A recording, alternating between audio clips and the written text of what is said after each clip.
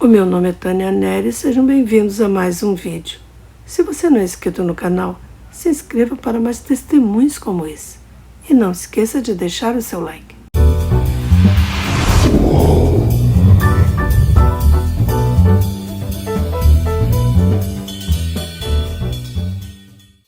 Olá, eu me chamo Pet. Já faz um tempo, desde 2008, que eu compartilhei isso com algumas poucas pessoas. Quando alguém, pelo menos eu, tem uma experiência como essa, ao relembrar, é algo que marca tanto a vida, que a gente nunca mais esquece. Isso mudou minha vida para sempre. Eu fui criada em uma casa militar. Meu pai era um oficial de alta patente da Força Aérea e se aposentou. Eu cresci na Europa e tive a oportunidade de conhecer diferentes culturas. Depois da escola fui trabalhar na Turquia, perto de Éfeso. Passei um ano lá. Vivenciei a realidade de um país em guerra, de um país do terceiro mundo. Então, tive a chance de ser exposta a diversas culturas ao longo da minha vida. Tive uma infância muito boa, fui muito abençoada. O estilo de vida militar, a educação rígida de antigamente, era bem diferente de como é hoje. Tive uma relação muito saudável com meu pai e por isso, quando me tornei cristã, também desenvolvi uma relação muito saudável com meu Pai Celestial. Meus pais nos levavam para a igreja. Naquela época era chamada de escola dominical. Ambos eram crentes, embora de denominações diferentes. Mas ambos eram crentes. Fui criada nesse ambiente. Aprendi a Bíblia e todas as coisas relacionadas à fé. Sempre acreditei em Deus. Sempre acreditei em Jesus. Mas eu não sabia nada sobre a pessoa do Espírito Santo. Eu ia a concertos, curtia minha vida social, mas nunca envolvi com coisas com outras pessoas, com substâncias ilícitas. Por exemplo, eu não bebia muito porque eu não suporto álcool. Não gosto do cheiro e nem do gosto. E isso foi bom, porque isso é uma maldição geracional na minha família, que passa de geração para geração, mas não me atingiu.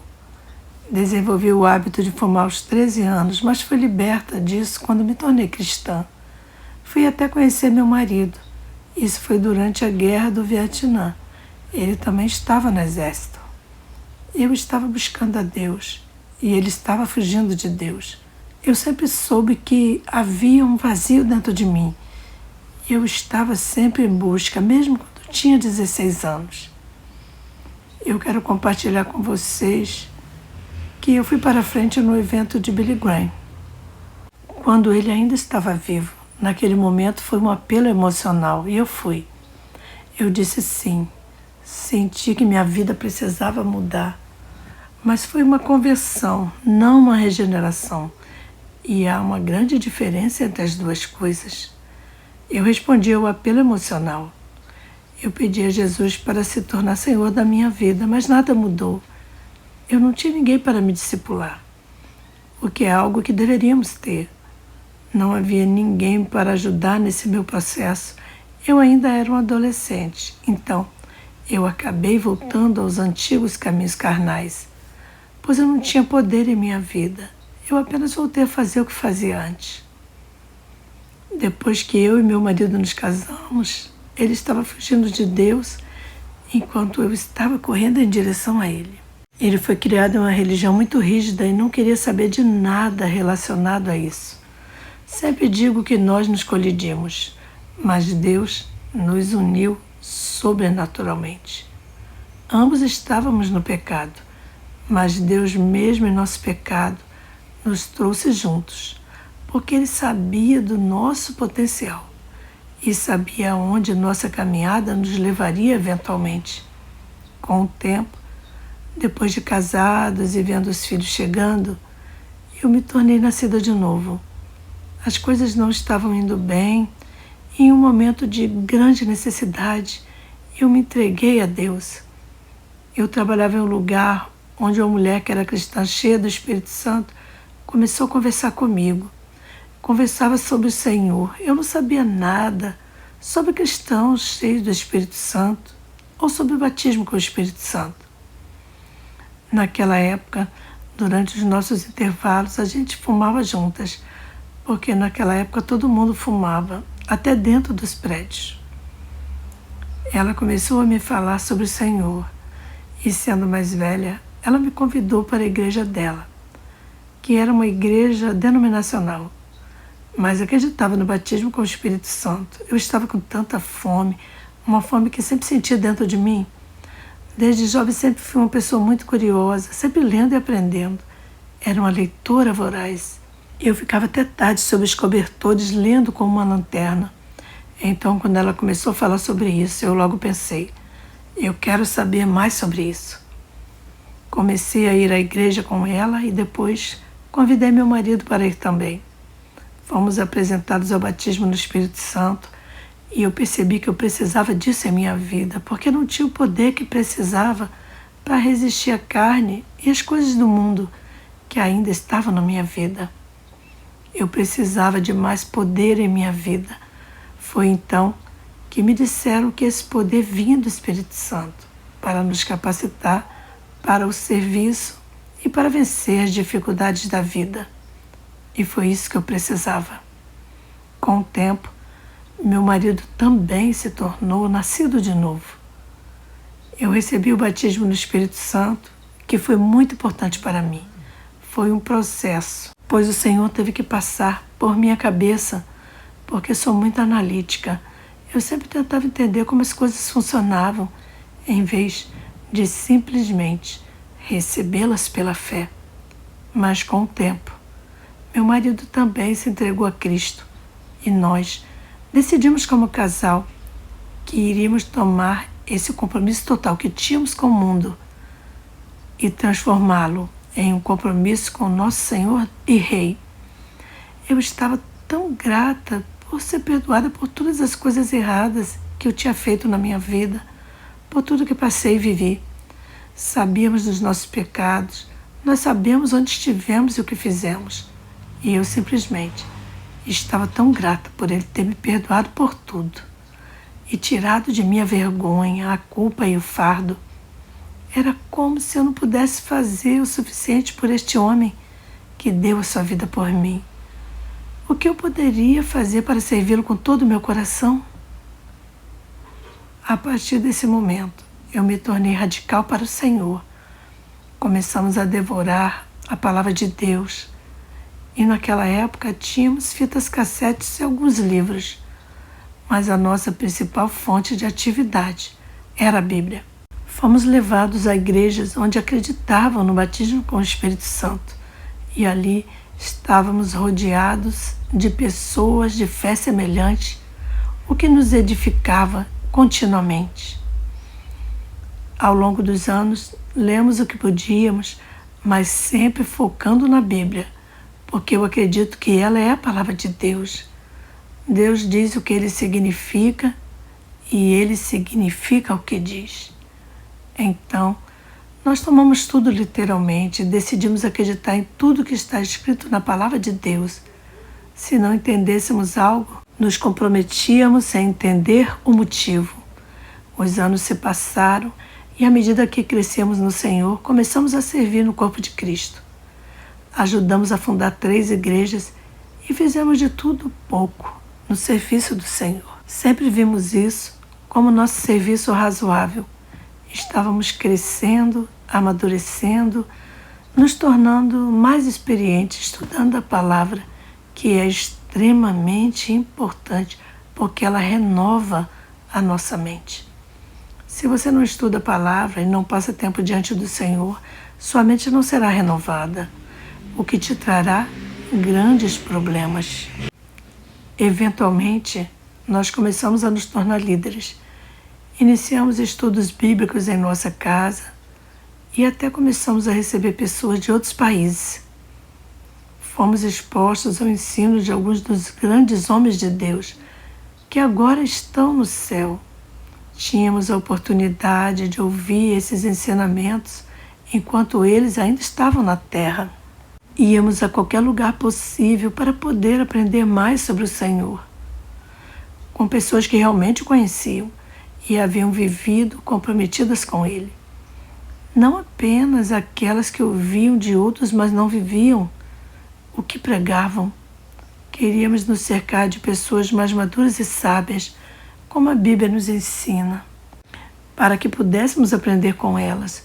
Com o tempo, fomos convidados a liderar e a ser ordenados como presbíteros. Como meu marido tem um dom de cura, ele ia aos hospitais orar pelas pessoas.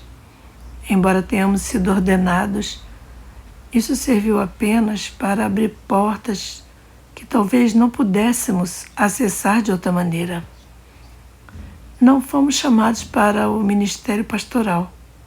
Mesmo que tivéssemos pastoreado, ou como eu gosto de dizer, discipulado muitas pessoas, não éramos chamados como pastores de 5 ministérios. Mas a nossa preocupação sempre foi com o povo de Deus, com as ovelhas. Foi durante essa fase, enquanto estávamos muito envolvidos em uma igreja que crescia rapidamente, que eu fui levada ao inferno. Estávamos trabalhando muito, tanto na igreja quanto nos negócios. E os nossos filhos estavam crescendo. Estávamos muito envolvidos em muitas atividades, o que na época parecia muito bom. No entanto, começamos a negligenciar outros aspectos de nossas vidas.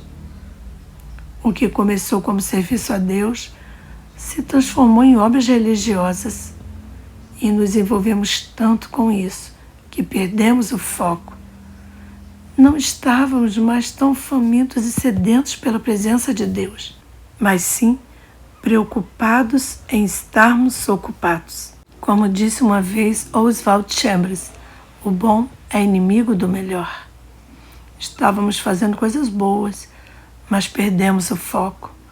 A liderança da igreja começou a se desviar, atraindo o tipo errado de pessoas.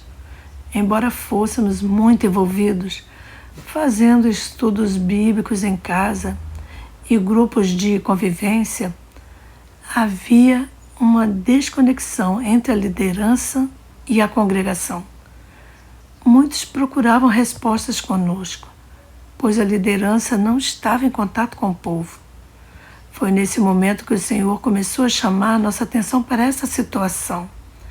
Meu marido estava muito ocupado, não apenas com o trabalho autônomo, o qual eu o ajudei a administrar por 28 anos, mas também envolto na vida da igreja e na vida familiar. O Senhor começou a chamar a minha atenção, dizendo que Ele queria que saíssemos dali. Isso foi difícil, porque o que acontece é que você começa a justificar as coisas. Você começa a pensar, espera aí, o Senhor me trouxe até aqui e agora Ele está dizendo que devemos sair? E quanto todas essas pessoas, mas na verdade, não se tratava das pessoas, mas do que Deus estava dizendo.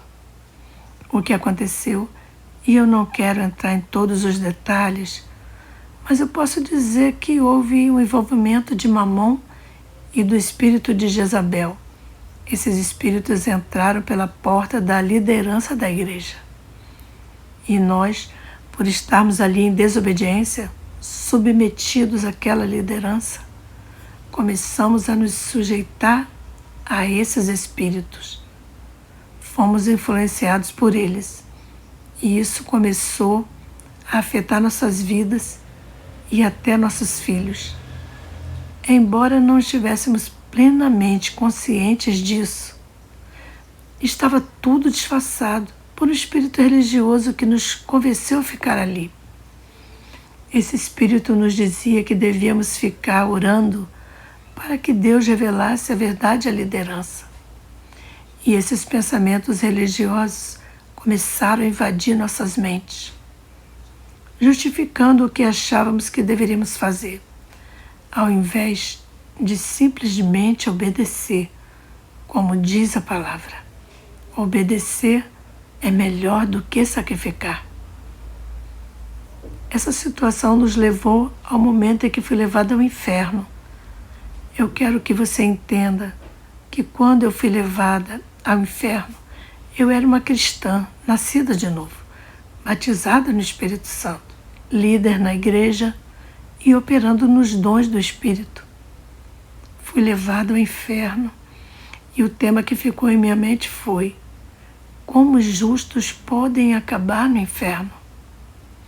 Naquela época eu ainda acreditava que, por ser uma cristã nascida de novo, eu possuía a justiça de Deus sobre a minha vida.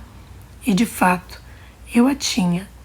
Mas o ponto que Deus queria me mostrar é que, se o pecado não fosse corrigido, ele poderia me levar ao inferno.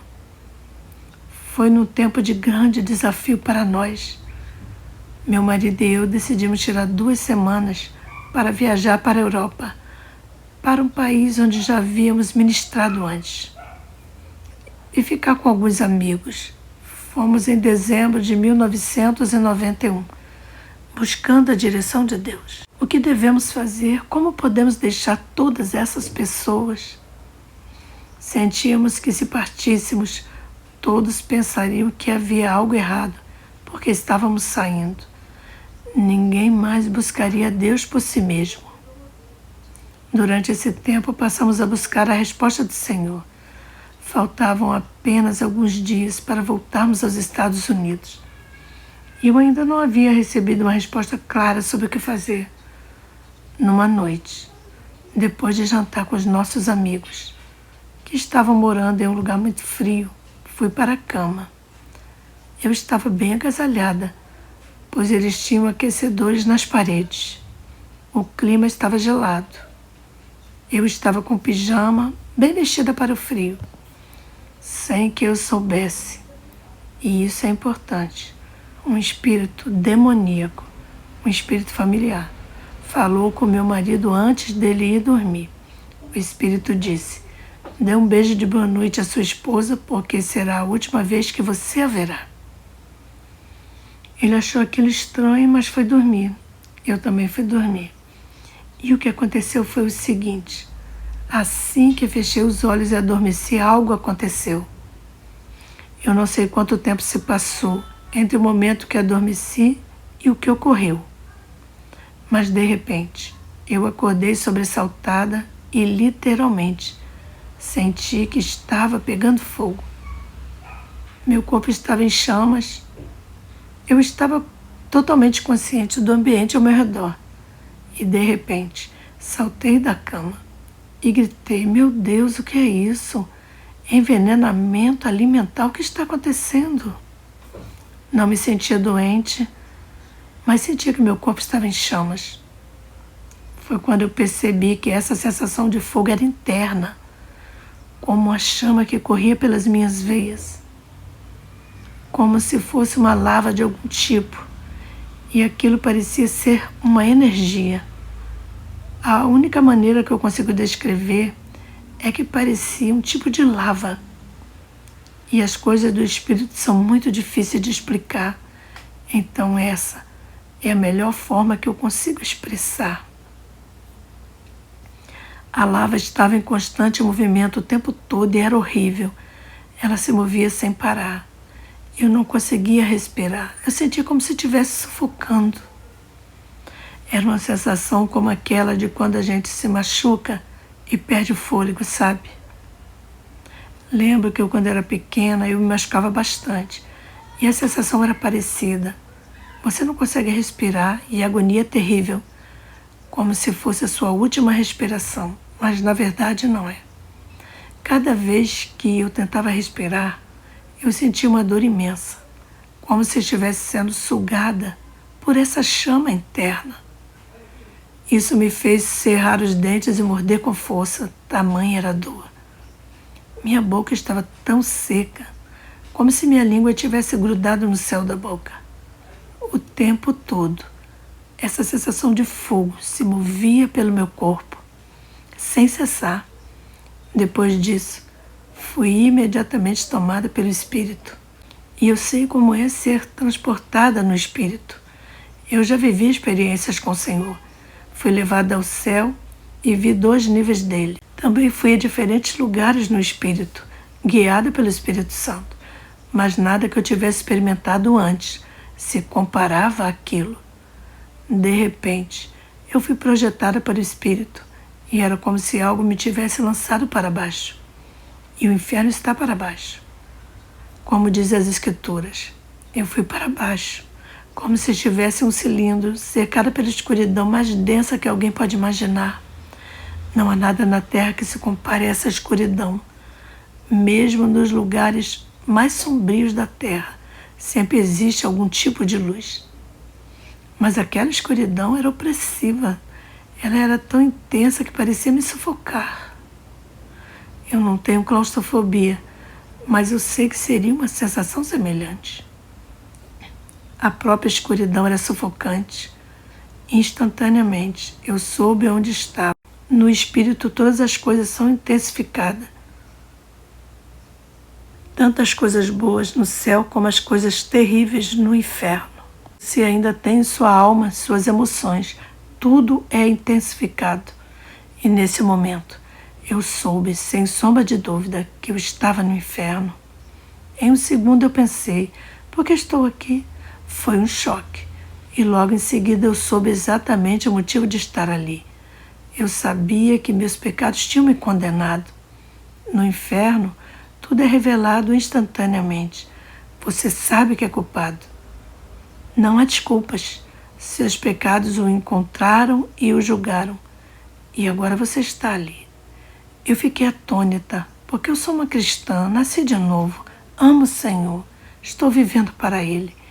Então o que estou fazendo aqui? Só depois, com o tempo, eu entendi que naquele momento eu pensava que tivesse morrido. Muitas pessoas que foram levadas ao inferno, seja para uma visita ou para um propósito divino, têm essa sensação de morte. Esses testemunhos são válidos, mas não era assim que ele queria que eu fosse impactada. Ele queria que eu acreditasse que eu havia morrido e ido para o inferno, e que o impacto disso marcaria minha vida para sempre. A única coisa que eu consegui fazer foi clamar: Senhor, tenha misericórdia de mim, tenha misericórdia da minha alma, tenha misericórdia de mim. Era tudo o que eu conseguia dizer repetidamente: tenha misericórdia de mim, tenha misericórdia da minha alma. Eu sabia, quando estava naquele lugar, que havia multidões de pessoas ali. Elas também pensavam que eram cristãs e achavam que tinham nascido de novo ou salvas. Mas estavam ali porque acreditavam na mentira. E também sabia que algumas dessas pessoas eram conhecidas, mas estavam ali porque se desvirtuaram em seu caminhar com o Senhor. A razão pela qual o Senhor me mostrou porque eu estava ali era a mesma que levou muitas daquelas pessoas a estarem lá. E mais tarde eu explicarei isso melhor. De qualquer forma, ele me manteve confinada naquele lugar, enquanto eu clamava por misericórdia. Toda aquela agonia parecia nunca acabar. A cada respiração eu sentia como se estivesse sufocando, com os dentes constantemente rangendo e o fogo queimando dentro de mim. Esse fogo que nunca me consumia, mas que estava ali, me torturando para sempre. Eu sabia que aquilo seria para sempre, que nunca teria fim. A sensação de estar queimando em um fogo que não me consumia era algo indescritível. Eu já me queimei antes, mas nunca soube o que é ser consumido por um fogo sem fim, vindo de dentro para fora, ao invés de fora para dentro. Embora eu saiba que as chamas no inferno, aquele fogo parecia ser interminável. A cada momento a dor se repetia e a única coisa que eu queria era que fosse a minha última respiração, para que acabasse. Mas nunca era a última respiração. O sofrimento só continuava. Enquanto eu estava nesse estado, de repente, meus olhos se abriram e eu fui capaz de enxergar para além da escuridão. Eu vi, de forma sobrenatural, um grande abismo e, do outro lado, a cidade celestial. Enquanto eu olhava para lá, Eu sabia com toda certeza que aquilo era o céu, sabia que era a cidade celestial, o lugar onde o povo de Deus que perseverou até o fim estava. O lugar onde Deus habita, onde Jesus vive. Eu sabia disso e também sabia que jamais chegaria lá. Eu sabia que, sem dúvida, ninguém ali do outro lado sabia que eu estava ali e ninguém poderia me ajudar. Eu soube isso instantaneamente. Parte do meu tormento no inferno é que o pecado nos separa de Deus. Eu percebi que havia se formado um grande abismo entre eu e Deus. Um abismo que eu não sabia que existia, causado por um espírito religioso que me enganou. E aquele grande abismo que ele me mostrou era a separação que eu já estava começando a viver enquanto eu ainda estava viva. O impacto disso foi enorme. O tormento no inferno é absolutamente horrível e sem fim. Mas a maior lição que eu tirei daquela experiência foi a separação eterna de Deus e a dor de saber, de ver que nunca, nunca mais eu chegaria àquele lugar. E o pior é que eu sabia que aquilo era uma escolha minha. Eu sabia que naquela hora eu estava ali por causa das escolhas que fiz. E isso ficou claro para mim instantaneamente. A maior tortura foi a separação eterna dos vivos, estar com os condenados para sempre, e o sofrimento por saber que tudo aquilo foi minha escolha. Assim que eu olhei para o outro lado, eu tive um forte sentimento de arrependimento. Sabia que havia muitas pessoas como eu, que pensavam que estavam salvas, mas haviam presumido sobre a graça de Deus. E o mais doloroso foi saber que algumas dessas pessoas estavam ali por minha causa. A ideia de que minha influência sobre outra pessoa poderia ter levado alguém ao erro me trouxe um grande pesar. Então, para mim, isso foi algo extremamente aterrorizante. Saber que eu era responsável pela alma de outra pessoa, ou pelo menos de ter levado essa alma até aquele lugar de morte eterna, ao invés de vida eterna. Aquilo me marcou profundamente. Voltando a esse momento, o último que vi foi aquele grande abismo. Eu fiquei apenas olhando para ele enquanto estava ali. Todo o sofrimento continuava.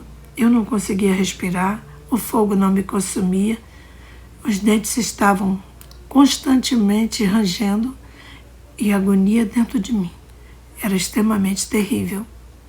Eu sabia que aquilo era irreversível, era para sempre.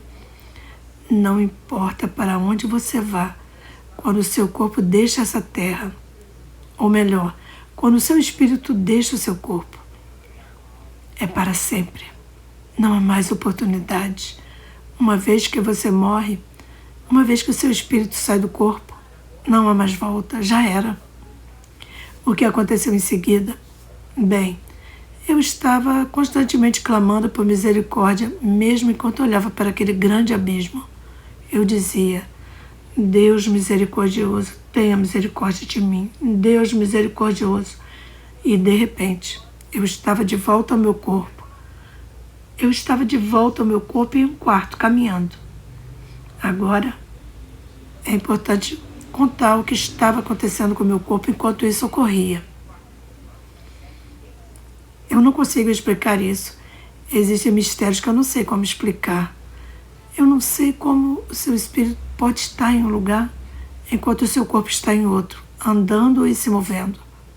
Sei que quando você está dormindo, seu espírito pode ir a outro lugar. Ou Deus te leva a algum lugar, ou você tem um sonho, uma visão. Mas o que eu estou prestes a contar eu não consigo explicar. Mas eu sei que é real. E meu marido foi minha testemunha que tudo isso é o que eu preciso. Durante esse tempo, e isso é importante, quando eu voltei, meu marido estava presente. Eu me vi de pé no quarto e o dia estava amanhecendo. Isso foi muito significativo, pois parecia um novo dia surgindo. Minha primeira reação foi de choque. Eu estava tão chocada por estar viva novamente. Eu achei que tivesse morrido e que aquilo fosse irreversível, que estava acabado para mim. A primeira reação foi esse choque. E logo depois, quase instantaneamente, a próxima reação foi de gratidão e agradecimento. Eu estava tão grata, pois meu Pai misericordioso me salvou mais uma vez. Ele me salvou quando eu nasci de novo e agora me salvou da condenação eterna, daquilo que poderia ter acontecido. Eu estava tão grata, eu só conseguia dizer obrigado, obrigado, obrigado, obrigado, eu sou tão grata. A terceira reação que tive foi de arrependimento, tristeza piedosa. Comecei a me arrepender com tristeza piedosa.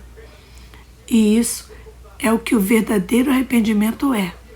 Aliás, o verdadeiro arrependimento é quando você está tão cheio de tristeza diante de Deus pelos seus pecados que percebe que não apenas pecou contra Deus, mas contra si mesmo e muitas vezes contra outras pessoas. Você fica tão cheio de remorso. Isso faz parte da salvação genuína. Quando você nasce de novo e recebe verdadeiramente o dom da salvação, você tem essa consciência e sente uma gratidão profunda. Mas você precisa se arrepender, precisa confessar os seus pecados. A confissão é necessária. Você precisa confessar os seus pecados, assumir a responsabilidade por eles diante de Deus. Não basta apenas dizer, eu pequei, eu me perdoe, cometi um erro. Não. Você precisa assumir seus pecados diante do Senhor, confessá-los e então se arrepender. Perdoa-me, perdoa-me. E aí você coloca sobre o sangue de Yeshua, Jesus, e pede ao Espírito Santo que te ajude. Isso é o verdadeiro arrependimento. Quando você tem uma experiência genuína de salvação, isso deve acontecer dentro de você. Então, não se trata apenas de dizer uma oração ou levantar a mão. É o Espírito Santo trabalhando em você. Eu estava me arrependendo e pedi ao Senhor naquele momento. Mostre-me. Isso levou semanas e meses após essa experiência. Quando eu voltei, eu disse ao Senhor, mostre-me cada um desses pecados que o Senhor me falou e me mostre porque eu estava ali. Mostre-me em minha vida para que eu possa voltar e me arrepender de cada um deles e corrigir tudo o que for possível. Enquanto eu compartilhava tudo o que havia acontecido com meu marido, ele começou a me contar o que aconteceu enquanto eu estava no inferno. Quando ele me viu pular da cama e andar de um lado para o outro, ele se assustou e logo perguntou, o que está acontecendo, Pat? O que está acontecendo? Eu estava em pânico, completamente frenética, e nem mesmo eu percebi a presença dele naquele momento, embora eu já estivesse na terra. Ele me observava sem saber o que fazer. Eu estava andando para lá e para cá, com os dentes cerrados e com a sensação de que estava conversando, mas uma conversa que ele só podia ouvir de um lado. Ele não podia ouvir o que se passava comigo internamente, mas pelo que eu dizia, ele podia entender o que estava acontecendo. Ele me contou depois que durante todo o tempo que eu estive no inferno, meu corpo estava em um quarto sem energia, clamando por ajuda. Ele disse que eu estava suando e sem forças para respirar, e constantemente tentando respirar, como se meu corpo estivesse lutando para continuar vivo. O único som que ele ouvia quase o tempo todo era: tenha misericórdia de mim, ó Senhor, tenha misericórdia de mim. Isso era o que saía da minha boca enquanto eu estava no inferno. Ele me ouviu falar isso durante todo o tempo. Enquanto isso acontecia no plano espiritual, tudo era uma comunicação entre o meu espírito e o de Deus. Mas para o meu marido, o que ele ouvia era apenas uma conversa unilateral. Ele ficou ao meu lado o tempo todo, tentando me apoiar, mas eu não conseguia ser consolada e nem fazer nada para melhorar a minha condição. E mesmo em espírito, a dor e o fogo estavam me consumindo. Meu marido foi minha testemunha de tudo o que aconteceu. Ele me contou que quando eu voltei, imediatamente o espírito do temor do Senhor veio sobre mim. Uma revelação do porquê as pessoas se afastam e acabam indo para o inferno. Até mesmo os justos. Isso foi algo que me marcou profundamente. Eu estava marcada, completamente impactada por essa experiência. Depois disso, não consegui falar sobre isso com mais ninguém. Só pude compartilhar essa experiência com meu marido. Até 2008. Ao refletir sobre o tempo que passei no inferno, eu estava completamente isolada e só via escuridão. Eu sabia da presença de outras pessoas, mas não as via fisicamente. Eu podia sentir a presença delas, pois lá os sentidos estão extremamente aguçados. Eu não vi os demônios nem os horrores que muitas outras pessoas relatam, mas acredito que, por misericórdia de Deus, Ele me protegeu de ver tudo isso. Eu sou muito visual e as imagens que vejo têm um impacto grande em mim. No espírito tenho a visão perfeita e uma imagem visual pode ficar gravada em minha mente com grande intensidade. Acredito que Deus me poupou em sua infinita misericórdia de ver os horrores que outros têm descrito, como os demônios e os incêndios terríveis. E a propósito, esses incêndios são a ira de Deus. Quando dizem que a presença de Deus não está no inferno, a Bíblia nos diz que Ele sim está no inferno, mas é a sua ira que você experimenta ali. O fogo é a ira de Deus, e através do fogo você sente a sua presença no inferno. Sim, a ira de Deus demonstrada através do fogo significa que Ele está presente ali. Esse fogo que muitos mencionam no inferno é a manifestação da sua ira.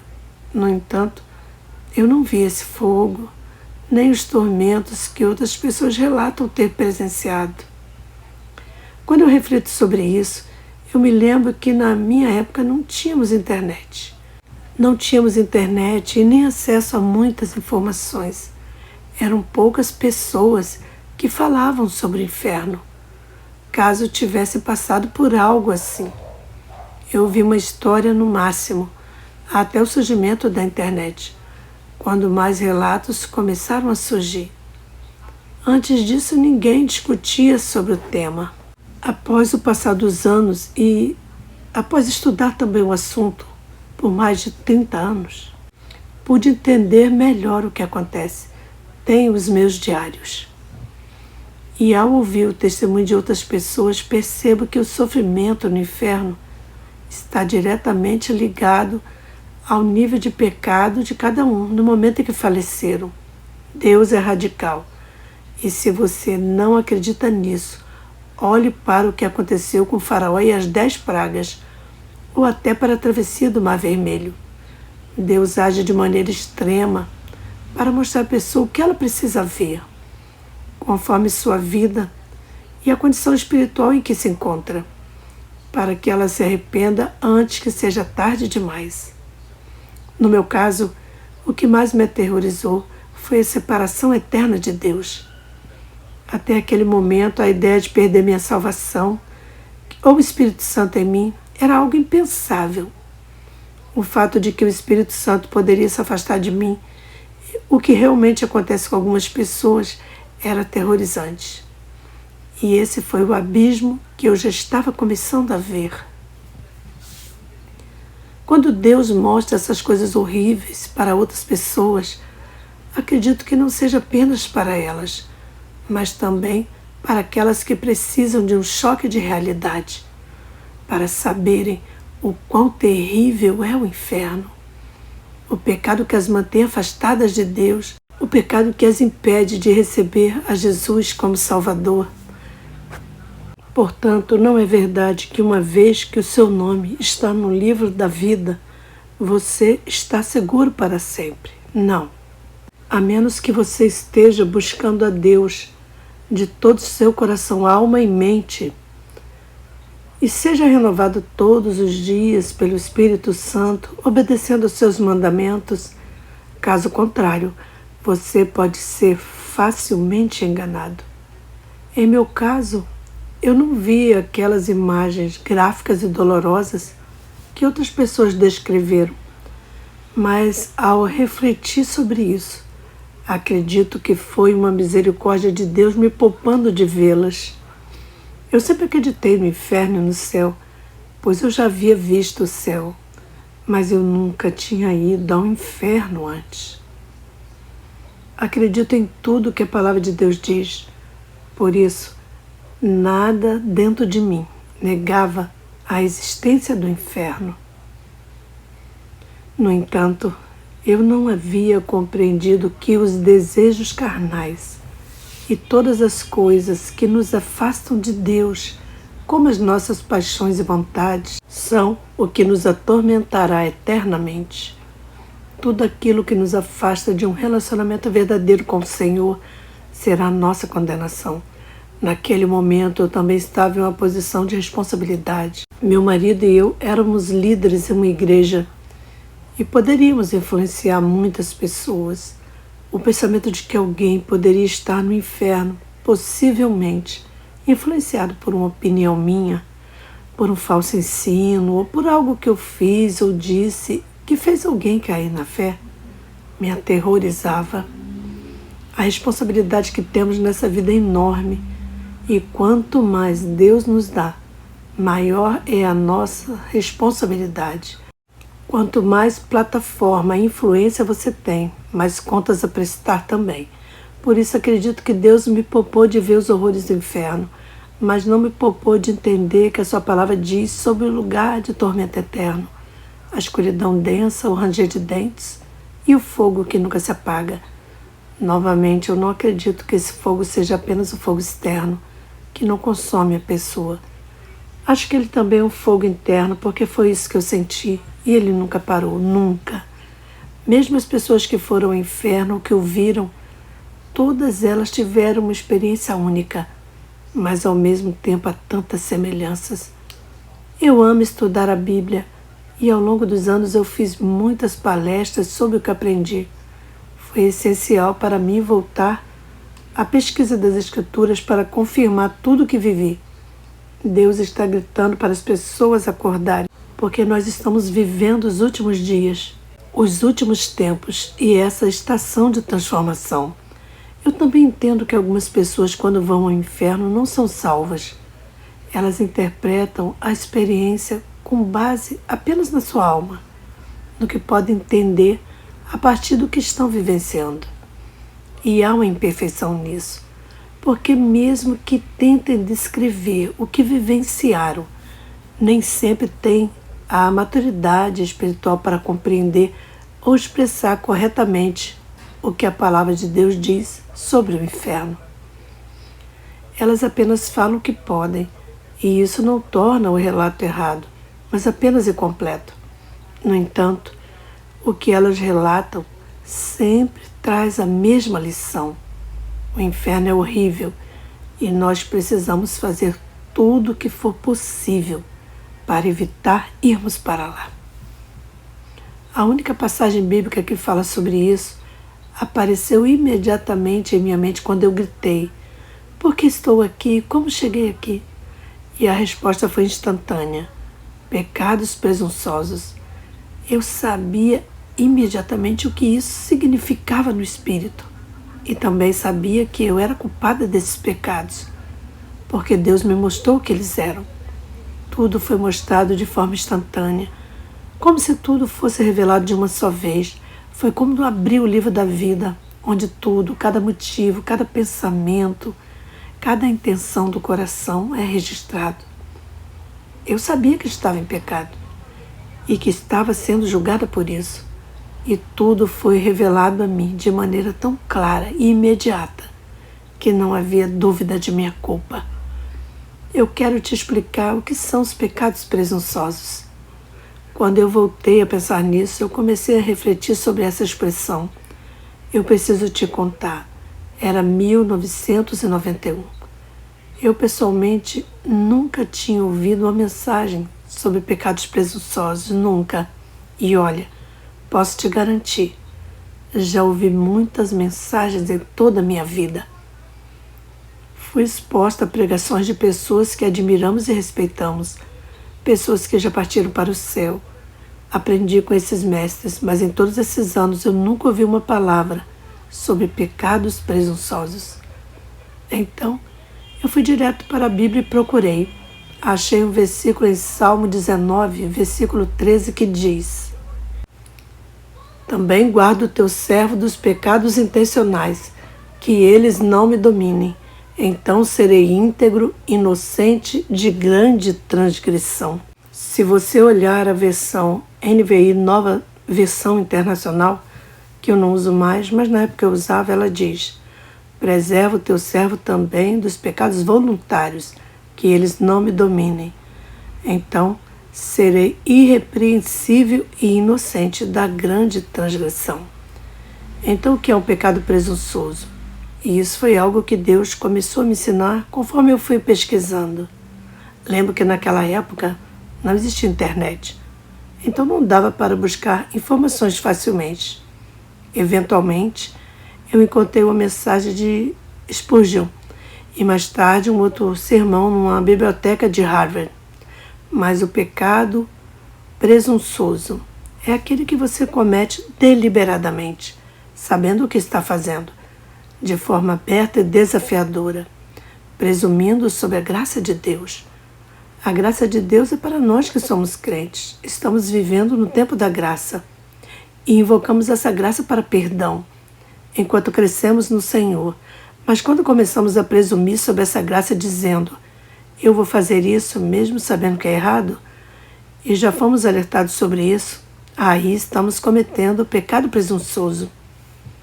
Todo pecado presunçoso ocorre quando a nossa consciência nos avisa, e a consciência é como uma bússola moral, algo que Deus utiliza para nos direcionar. Quando Deus utiliza a consciência para nos alertar e diz: não faça isso, e ignoramos esse aviso, estamos entrando em um terreno perigoso. Quando você comete um erro pela primeira vez, é um erro, mas quando você comete pela segunda vez, é uma escolha. Quando Deus está lidando com algo em sua vida e você decide fazer o contrário, mesmo sabendo que está errado, você não pode simplesmente dizer: eu sou um trabalho em progresso, ou eu sou apenas um pecador salvo pela graça, ainda não sou perfeito. Isso não é uma desculpa. Se o seu coração não está voltado para Deus, se você não tem reverência suficiente para reconhecer que Ele é um Deus santo e você continua fazendo aquilo que Deus já te alertou, isso pode te levar para o inferno. O que eu aprendi, e isso é importante, é que a diferença entre o pecado presunçoso e outros pecados não está tanto no pecado em si, mas nas circunstâncias em que ele é cometido. Seja qual for o pecado, o ponto crucial é que a pessoa que o comete sabe que já foi alertado antes e mesmo assim persiste. Deus nos ama tanto, ao ponto de enviar o seu Filho para nos redimir dessas influências do pecado. O pecado, no fim das contas, é uma influência maligna em nossas vidas, e é isso que nos separa de Deus e nos leva à condenação. Quando você começa a justificar seus pecados, justificar o que está fazendo, você está colocando a sua alma em risco. Os pecados presunçosos podem ser diferentes para cada pessoa. Não se trata de um tipo específico de pecado, mas de uma atitude de presunção, de desrespeito à graça de Deus.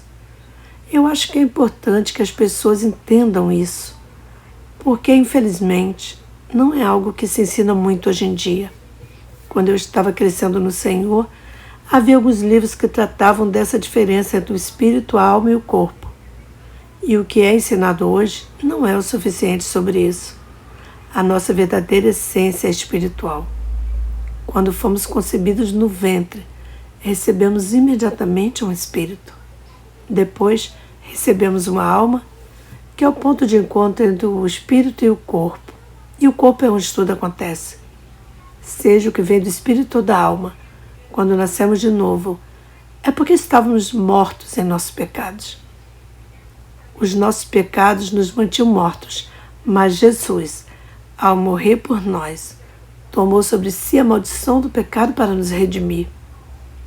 Então, quando nascemos de novo, significa que nosso espírito é regenerado, mas a nossa alma não. Muitas pessoas acreditam que ao nascerem de novo, sua alma também é transformada, e por isso não entendem por que ainda tem problemas, hábitos carnais ou dificuldades em obter libertações ou curas. Acontece que todas essas influências demoníacas ainda estão na alma, mesmo após o novo nascimento. E sim, é possível ser salvo e ainda estar sob influências demoníacas. Não é que você pode ser possuído, mas pode carregar influências e hábitos que vêm de demônios. Por exemplo, eu já fui fumante, e esse era um hábito demoníaco na minha vida, algo que eu não conseguia dominar. Mas ao receber o batismo com o Espírito Santo, consegui vencer essas influências.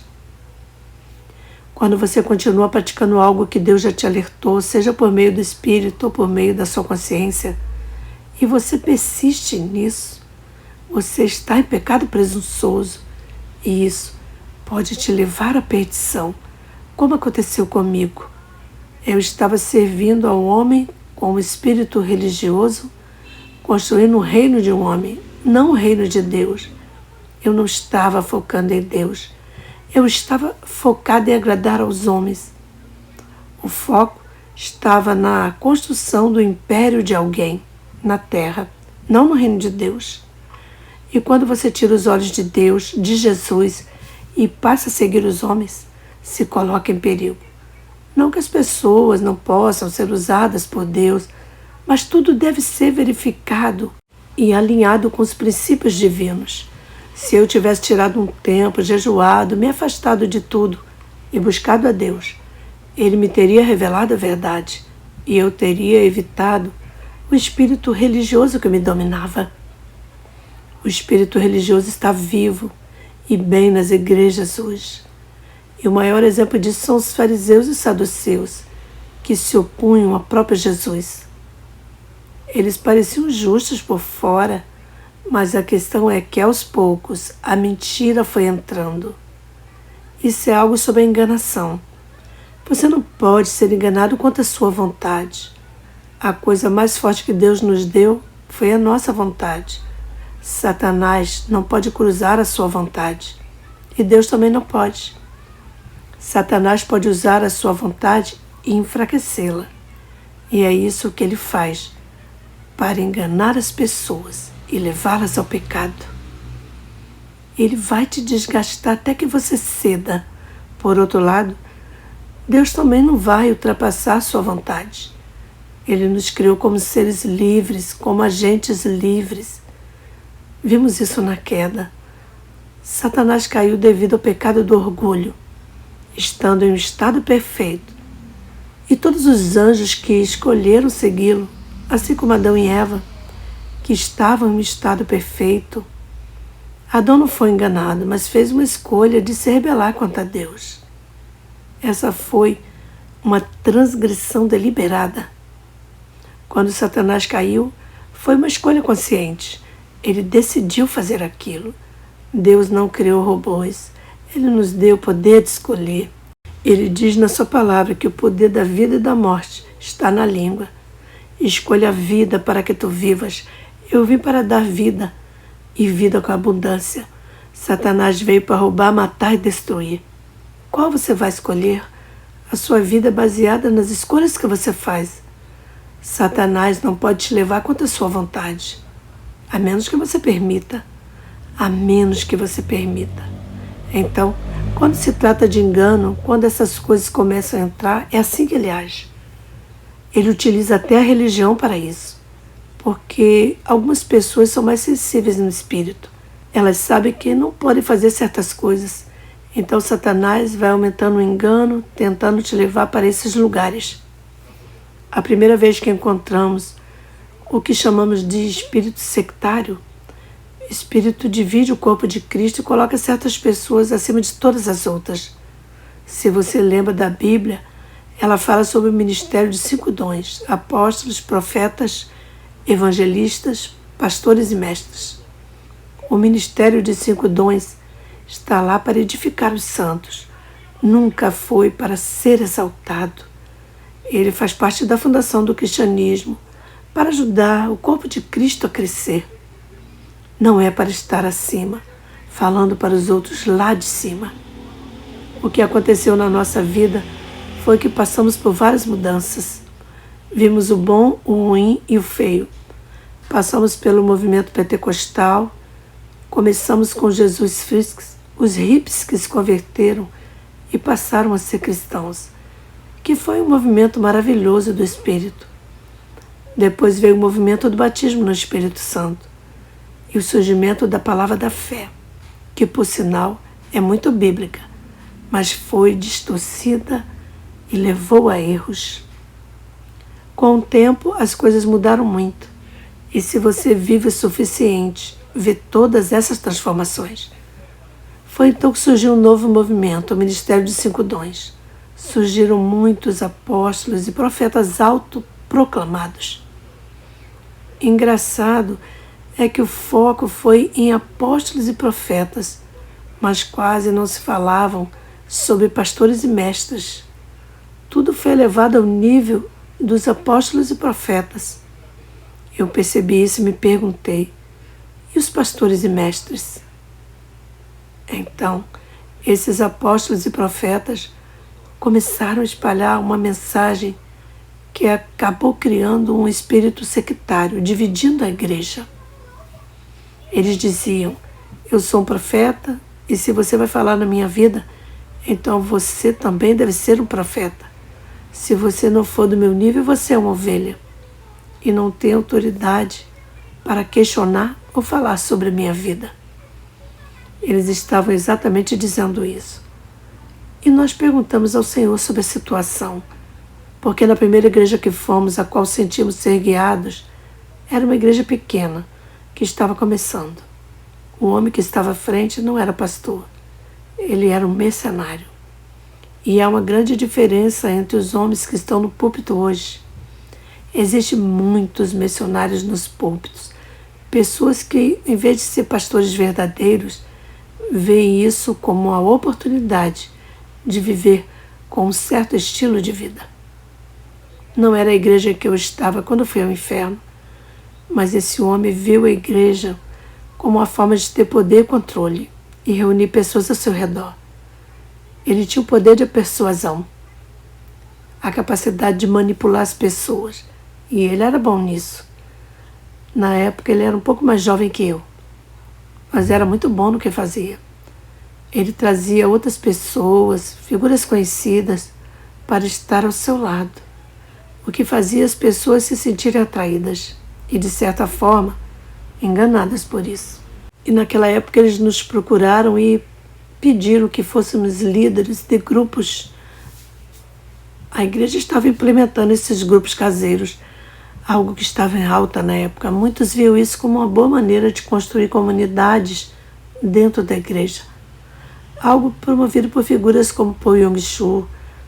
Na hora, parecia algo bom, porque os grupos caseiros são maravilhosos e pessoais. Mas quando eles nos procuraram, o líder não falou diretamente conosco, mas mandou outra pessoa pedir para que liderássemos os grupos. Naquela época, eu e meu marido sempre orávamos sobre qualquer decisão importante. E nós oramos sobre isso e o Senhor disse não. Você que ouviu esse testemunho até aqui, se você ainda não teve encontro com o Senhor Jesus Cristo e quer fazer isso agora, faça essa oração comigo e repita as minhas palavras. Diga assim: Pai Celestial, eu creio que Jesus Cristo morreu e ressuscitou ao 3º dia. Receba Jesus como meu único e suficiente Salvador. Confesso que Jesus Cristo é o Senhor e é o Filho de Deus. Perdoa os meus pecados e escreve meu nome no livro da vida do Cordeiro. Em nome de Jesus. Amém. Você que fez essa oração comigo, você agora é um filho e filha de Deus. Procure uma igreja evangélica mais próxima da sua casa para aprender mais da Palavra de Deus e leia bastante a Bíblia. Seja bem-vindo à família de Deus. Que o Senhor te abençoe rica e poderosamente. Shalom. Adonai.